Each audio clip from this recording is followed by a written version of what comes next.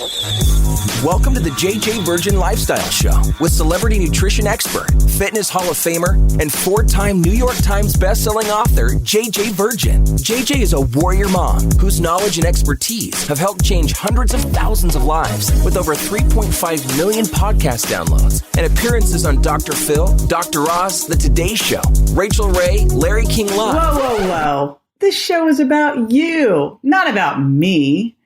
I want to help you find practical, real-world ways to dial in your health and mindset so you can finally lose that weight and feel strong and energized. Stop settling for less than your personal best. It's time to find out how to look and feel better than ever. And I'll be right here with you the whole way. Hey, welcome to today's podcast. So the big question, oh my gosh, to eat meat or not to eat meat? That's what we'll be talking about today. And honestly, you get a bunch of us in a room, like you get, 20, 30, 40 doctors and nutritionists in a room, and we'll agree on, well, now we don't even agree on vegetables anymore. It's like always the big debate, paleo, keto, vegan, blah, blah, blah, pegan. And so we're going to be talking today about, should you eat meat? If so, what should you be eating?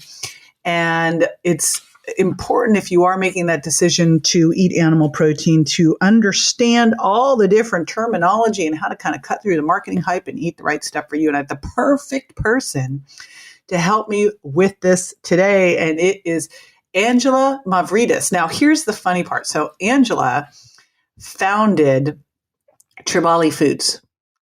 She grew up in Greece. Like, she grew up on the uber best, supposedly best diet on the planet, the Mediterranean diet, grew up eating this way and, always felt great. And then moved to the States and said, I should be a vegan, and got 35 years as a vegetarian, going through all of this stuff, trying to feel good, and became a holistic nutritionist and kind of came back full circle and ended up launching a meat company, which you're going to hear all about. But more importantly, you're going to learn about the very important terminology that you should know when going to the grocery store. So we're going to cut through that, unpack that today.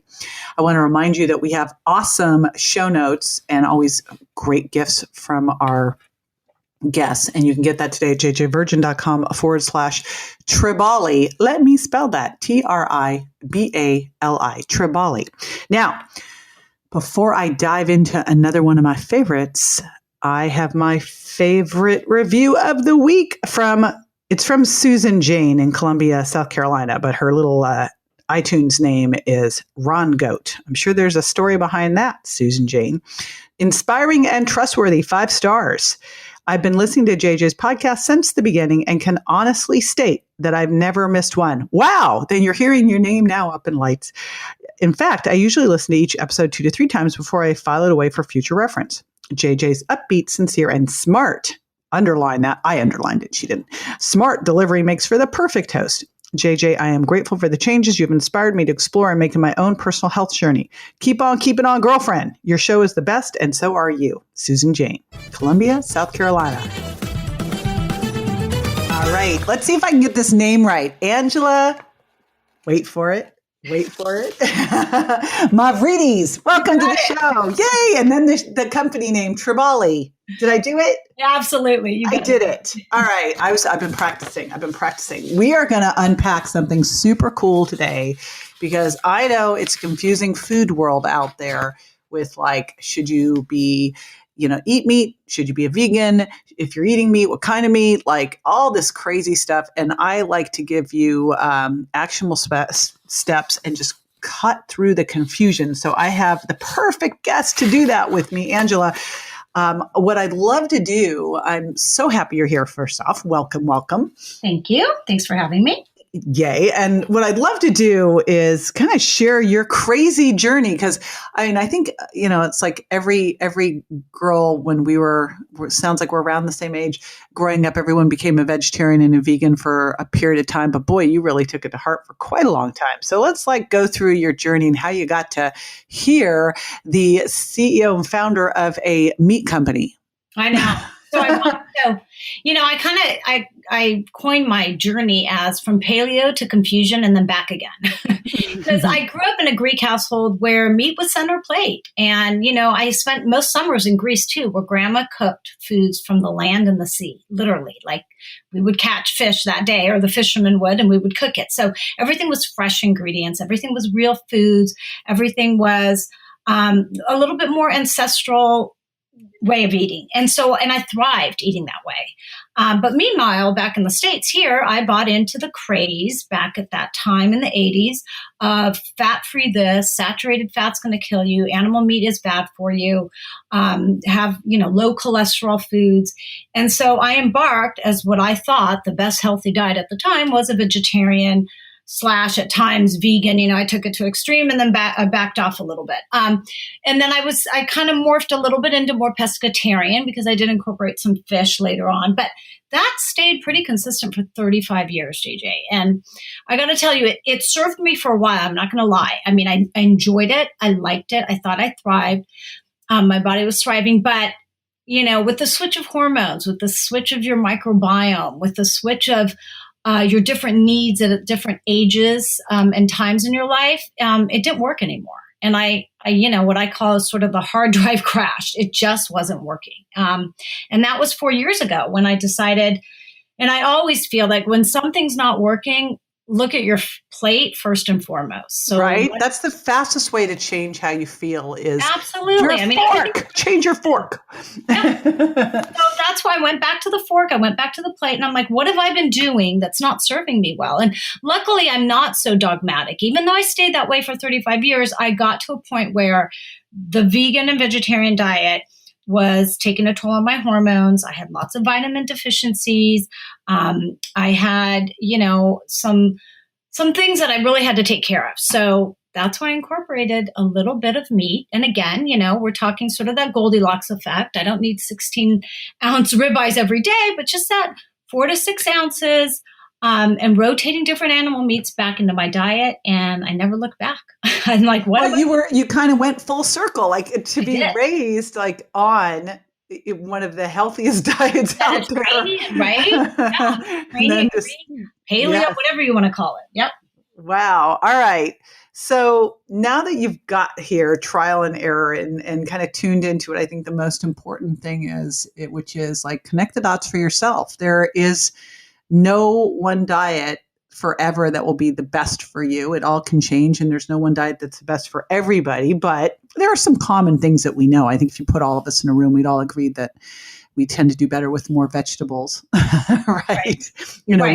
We shouldn't be eating processed food and fast food. I mean, there's some basic stuff here, but what do you do personally about all of the different messages? Like, how do you handle, let's take the latest one that keeps popping up and I'm like, oh my gosh, would this just go away? Because every time it pops up, everyone freaks out and I get things all over my social media and I'm like, coconut oil? Coconut oil is not the devil. It's not the devil. It's our friend. It's okay. They're like, I'm going to have a heart attack now because you told me to drink coconut milk. And I'm like, yeah. I mean, what was the latest one? It's poison. You have to, obviously, there are mixed messages. One day egg yolks are bad for you. The next day, eat the damn yolks, right? Cholesterol is no longer a nutrient of concern. And so many years, doctors were like, low cholesterol, low cholesterol. So there are mixed messages, and meat is one of them. And I'm glad we're going to address that. But I think the most important thing to do, and I encourage everyone to go on an N=1 experiment. Try the food, see how it makes you feel, see how it makes you thrive, see what effects it has on your body. Because I might tell you to go ahead and eat egg yolks. And as a matter of fact, that's a good one because I happen to be highly sensitive to egg yolks, even though, I know there are good sorts of animal protein and so many great benefits in the yolk. They bother me unless they're cooked hard boiled. I can't eat them soft boiled. So this is me though. So I think everyone should have that, what works for you, your digestion, your microbiome, your age, your everything. There's so many things to consider, and you do have to experiment with yourself. The biggest journey someone can go on is their health journey, and they have to start from a young age. I have 3 little kids. And what more important journey is there? Yeah, right? Right? And nobody can tell you how to eat. I mean, like you said, there are the sort of basics 101, guys. We're not going to tell you to eat more processed, sugary, high carb foods. But if you're embarking on a low glycemic, nutrient dense plate and you're sourcing all your fruits and vegetables and healthy proteins from that kind of plate, then that's, I even encourage my kids at this age, like, how does that plate of food that you're about to eat, how does it make you feel after? And I could tell you, they're either slumped on the couch going, oh, I have a stomach ache, I don't want to move, or they're up and about running right after a meal. So, I mean, it affects you. It's so important for them to get that. And now, like, I love hearing that. This might be considered bad mom, but I remember letting my kids first of all, they were on an Easter egg hunt, and I just let my son Bryce eat all the Easter eggs he wanted to. He promptly threw up, and he never has really ate any of that stuff ever again. And I was like, okay, we win, right? And same with Halloween. It's like I let Grant eat Halloween candy. He goes, this makes me feel sick and hungry. I'm like, all right, let's get into that feeling. It's like, and they just get disinterested because they really pay attention to how they feel. Right. And you and I know chemically what it does in your body. Why do you feel hungry an hour later? What does that do to your blood sugar? And why do you feel sick? The kids might not know, but they do know a feeling. Yeah, they definitely do. Well, let's unpack this, because this is a topic we really haven't talked about, and it is so confusing out there. Someone said to me the other day, I had some, they were having some, I think, like grass-fed salmon. I go, I don't think you are actually, it's like, so there's grass-fed, there's wild. I'm having wild pork. I'm like, so there's grass-fed, wild, pastured, there's grass-finished, there's organic. Yeah. There's so much. Yeah. And I think a lot of these titles are used very, in a great marketing way, just to distract us from what the thing really is. It's like, well, when isn't salmon organic? Because I don't really know any non-organic, isn't all salmon otherwise it'd be like a piece of plastic? Like, what is it? Right. If it's wild salmon, it's naturally organic, and there's no body, governmental body to certify a salmon as organic. So that's a whole nother. But basically, I want to preface all this by saying you do the best you can with what you have, right? So even now that I am eating meat back into my diet, I definitely try, and my product is that, of course, try to source the highest quality. But again, we're not going to be so dogmatic that, God forbid, if you don't have the highest quality at all times for every meal. Eating nothing.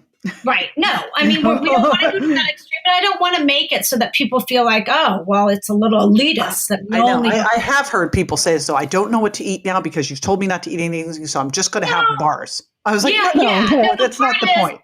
No, the bars are almost worse, but no, the part is not my bars, Missy. No, of course not. But we want to eat as whole and as real as we can. So we want to look at these sources of animal proteins as the meat. So you want to start with meat as organic. That's sort of your basic. That's your first line of defense. It should be organic. And then we're going to look at grass-fed and finished. And the differentiation between those two words is when you see on a label something that is grass-fed, that all animals start their lives on grass. So if it's not 100% grass-fed or the words grass-fed and finished, it means that it didn't end its life on grass. And that's, if you're trying to source the best nutrient profile, the healthiest animal in what it ate, you want to look for those words, either 100% grass-fed or grass-fed and finished. And again, meat isn't evil. It's how we raise it, it's how it's prepared, and it's what it's eaten. So you want to look at, how the animal lived its life. And finishing its life on grass means that it is free of the antioxidants, the antibiotics, the trace pesticides, the hormones. It has a good profile of saturated fats. It's a great source of PUFAs and CLAs, conjugated linoleic acid. It's significantly better in its ratio of omega-3 fatty acids to omega-6. It's much higher in amounts of other vitamins and minerals like zinc, and its B12 profile. So all these are just giving you a better bang for your buck. If we move to chicken, the highest quality, again, is pasture-raised. But that that can be hard to source, and especially to mass produce. That's a Don't little you bit. find that's the hardest one? Like Yeah, it's it so much is. easier to find beef and to find pork than it is to find chicken. Right. Very true. But, hopefully we'll get there. I've sourced some people that can help me produce it, but I'm not there yet. So the next level down would be your free range chicken. And that is, giving them access to the outdoors, and they're outside, but it's not pasture raised where they live their whole life, kind of like the meat out on grass. And then for seafood, you are looking for wild caught as opposed to farm raised. I mean, you really do want to try and stay away from farm raised. There's some people that have said with farm raised, because, it's not only looking for wild, but then also looking for, does it have mercury? What's the size of the fish? But there are some arguments out there on sustainably raised, farm raised fish. The challenge I see with that is you have no idea really how that was done. So unless you've visited this thing to see what they're actually feeding them, what kind of, if they're kept in close quarters, everything else, you don't know. So that's where I think wild, but you also want to go beyond just wild and look at, that's where I think Environmental Working Group still has that link on mercury. We'll find it and put it in the show notes about all right, what about mercury levels in these fishies too? Right. And it's not, if you're, again, looking for nutrient density, it's better to stay to the smaller sized fish. So sometimes if you're thinking, is this a fish that has a lot of mercury? The larger fish, like your tunas, have more mercury than sort of a sardine or an anchovy, or the smaller little guys. Yeah, gosh. In my next life, I will love sardines. Oh, you don't like them yet, huh? But I did find this tuna from my buddy over at Vital Choice. This thing called Ventruska, which is like ridiculously high in omega-3s and teeny weeny little tunas. I was traveling a bunch and I was being a little lazy person. So I was traveling with like a septic pack tuna rather than a septic packed wild salmon.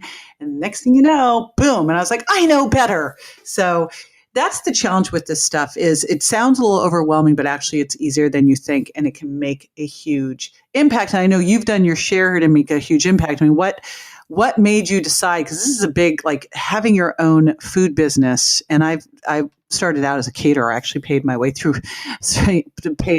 my way into college, saved up for college catering, and catered all through college, and then catered again like 15 years ago, and then went never again.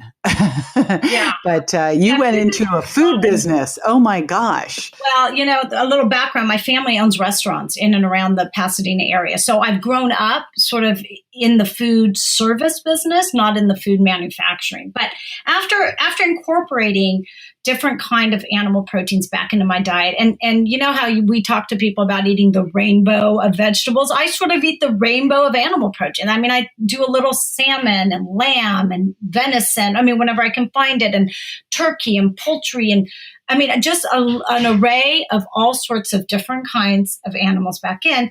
And when I was doing that, I wanted to look for high quality, which was what I was concerned with, and also how the animal was treated and what it's the practices of the farm, what it's doing to our environment. So I took all these into consideration, and I sourced from these farmers that I actually personally went and vetted. I wanted to make sure, are you treating the animals humanely?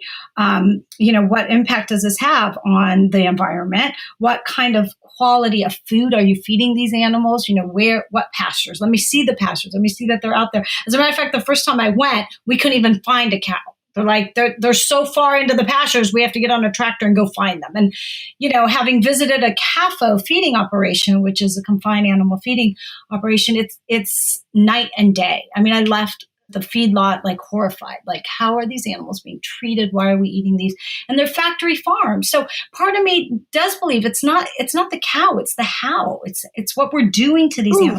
What a phrase. Yeah.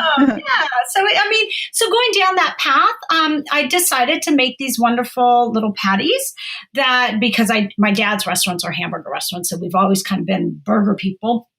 But I eat them a little bit more paleo style, so sort of the bunless burger. And I know there's more of me out there that eat them this way. And they're I just embarked into making them and feeling like if I'm eating this way, and I know some more people care about being a conscious carnivore from all these, reasons I just mentioned, that I'm going to see if I can make this affordable and attainable to all. So, I did my first presentation to Whole Foods. Big mission. Yeah, no, it's been a journey, but if I'm eating like this, I kind of say I want to change people's plate one bite at a time. And it does. It all starts with food. Everything starts with food. So if I can make my little dent and help, even the handful of people my product will touch, that's a difference. And that makes me feel good. So for everybody listening, I know you're going to give, and you'll be able to grab this in the show notes for going to your website at Tribali Foods. You'll be able to get 15% off. And we'll put that at jjvirgin.com/Tribali, which is Tribali, Tribali. But where else can they find your products? What are they? Like, give us some of the yummy different ones, because I know I've got some in my freezer and they're yummy sounding ones. Yeah, I would almost go as far to say as meat can be the new superfood. If you incorporate these high quality animal meats back into your diet, they can be the new superfood. I've flavored them so that they can stand alone on your plate and you don't have to put them in a bun and make a burger, although you can if you like. So we have Mediterranean beef, which has notes of the Mediterranean where I grew up. We've got umami beef that's got some shiitake mushrooms, a little seaweed, some red boat fish sauce, surprisingly. We've got a chipotle chicken that's got a little poblano salsa and a little kick to it. And then a couple sliders that just came out for the holiday season too. A pork and sage slider, which people are using as, little breakfast sausage, if you will, and a chicken and apple. And they're very flavorful. They're just easy. You cook them straight from frozen. You don't have, I'm a mama 3. I just wanted quick, convenient, delicious, effortless, like no brainer. And these are good for you too. And I can trust them in my I haven't heard yet from anybody who says, could you write some recipes that will make me have to be in the kitchen longer? Yeah. Like, I have yet to ever see that. But I think the big takeaway is you hear all of this stuff about, we should be eating more plants. And I agree. I think we should be eating more plants than we are, like 5 to 10 servings of vegetables a day, non-starchy. They argue that we shouldn't be eating any animal protein. And they keep, the big takeaway here is there's a massive difference between a factory farmed animal and, grass finished or wild or pastured animals. And so you've got to look at these things differently, because when they're looking at that, and it's not, you're comparing apples to oranges when you do that. And it's just incorrect. So we've got to look at these things correctly and then also figure what works best for you with your goals and your outcomes in the stage of life. But I love that you've kind of put your money where your mouth was and done a very actionable thing and made it super easy for people to incorporate delicious, clean animal protein into their diet. Yeah. And when it comes to what you're putting in your body, I really think quality over quantity, right?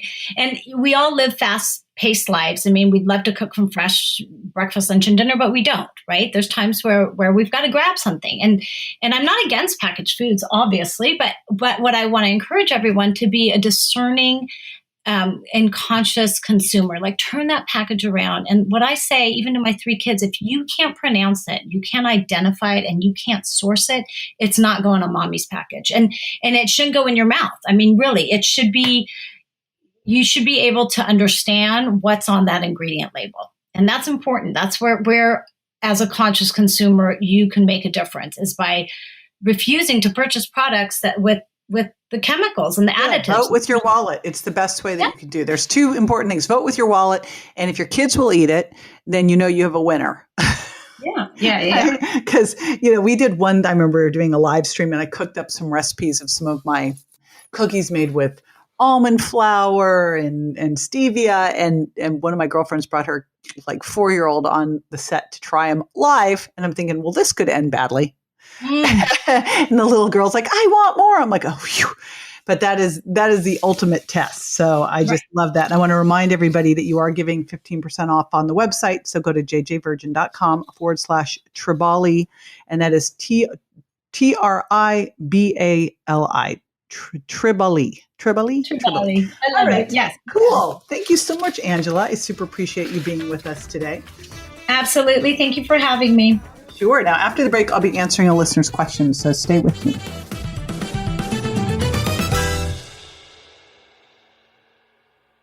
If you want to lose weight even faster, here's the 2-word secret: extra fiber. JJ Virgin's extra fiber fights hunger. It's detoxifying, and it's the secret to a healthy gut.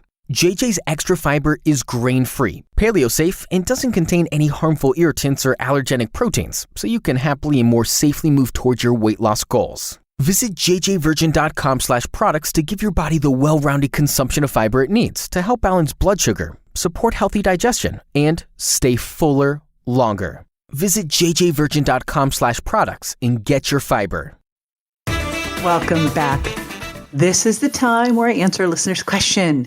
And I go and search around on my Instagram and Facebook, and I grab what's most appropriate to the podcast. So if you have not been hanging out with me on Instagram or Facebook, it's jj.virgin on Instagram. It's JJ Virgin Official on Facebook. And you can also go jump over to my YouTube channel and feel free to leave comments, DM us, because me and the team, because it takes a village out there.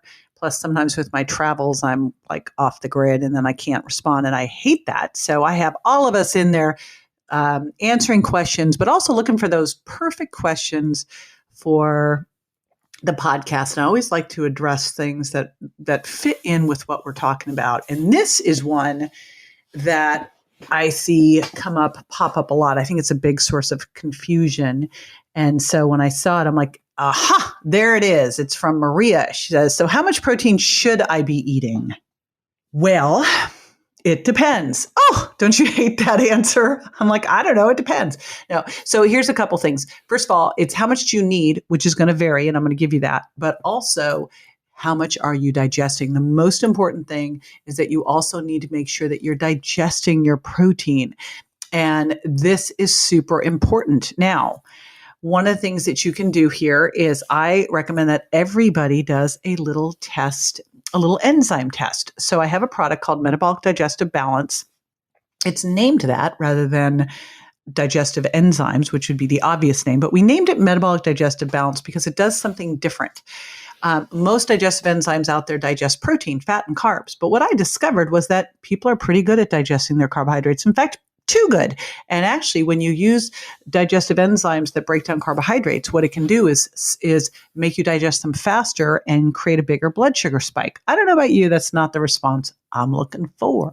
So what I did instead was create a product that helps with protein digestion, but does not help with carbohydrate digestion. In fact, it actually slows it down by blocking some of the amylase enzyme so that you aren't going to absorb all the calories that you are eating, and add to that a little boost from green coffee bean extract. So that's what I put together, hence the name Metabolic Digestive Enzyme. I actually wanted to call it Triple Threat, but I got overruled. But that's what I want you to think of. It's kind of like this triple threat for your metabolism. But the most important thing is you want to make sure you're digesting your protein.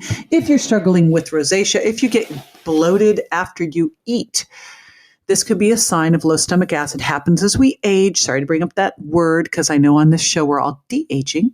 But 30, 35 is when you start to see a decrease in hydrochloric acid. And also, if you're under any stress, this is one of the first things to go is you start to lower hydrochloric acid, which is why oftentimes under stress, you'll start to get heartburn.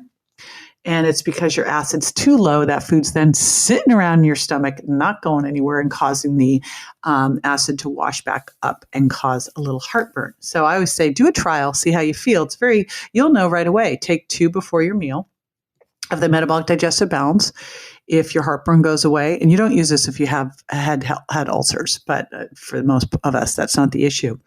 If you don't feel bloated, guess what? You win. So first thing, make sure you're actually breaking down the protein you're eating. So don't drink a load of water when you're eating. Don't slam your food down and, forget to chew, right? We're not snakes. Okay. Next part. How much should you eat? Well, here's some things that can shift your protein requirements. Are you healing? Like when my son was hit and had 13 fractures and a severe traumatic brain injury, he's going to need more protein because he's doing a lot of healing. If I'm going in for surgery in a couple months, I know that I am planning to have a lot of my bone broth shakes with collagen and branched chain amino acids to help me heal. So when you're healing, you're going to want to go on the higher end of protein needs than normal. But I also, if you're working on what's called autophagy, where you're eating up the bad cells in your body by doing intermittent fasting plus lower protein levels can help you do that. So this is not a fixed thing. It's something that you might vary. So what I look at is your total lean mass. This is why I like people to look not just at their weight, but what their weight's made up of. You can do this with a Tanita body fat scale. So let's say that you find out that you weigh, and I'm just going to make my math easy. I know this is ridiculous. You're not weighing 100 pounds. So let's say you weigh 100 pounds and you've got 20% body fat. So 100 pounds at 20% body fat would mean that you've got 80 pounds of fat-free mass there, or lean mass. What I tell people is you want to get in somewhere in the range of 1/2 to 1 gram of protein per pound of lean body mass. If you're super active, if you're working on putting on muscle mass, if you are a super athletic, if you're recovering from a surgery or a trauma or under a lot of stress, you're more catabolic, go to the high end.